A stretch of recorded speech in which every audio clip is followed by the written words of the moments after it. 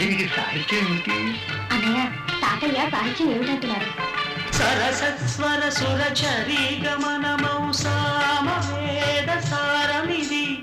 సరసస్వర సురచరీ గమనమౌ సామవేద సారమిది. నే పాడిన జీవన గీతం ఈ గీతం నిలిచి